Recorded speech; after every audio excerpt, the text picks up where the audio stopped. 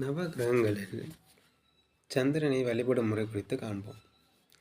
திங்கட்கிழமைகளில் விரதம் இருந்து வருதல்.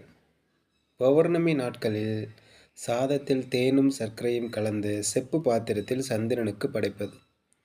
செம்பருத்தி பூவால் அர்ச்சனை செய்வது. முத்து பதித்த மோதிரம் அணிந்து கொள்வது.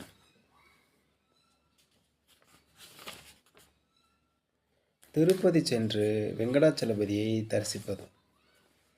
சந்திரனின் அதி தேவதையான பார்வதி தேவியை திங்களன்று வணங்குவது.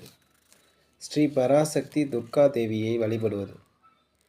2 முகங்கள் கொண்ட ருத்ராட்சையை அணிந்து கொள்வது.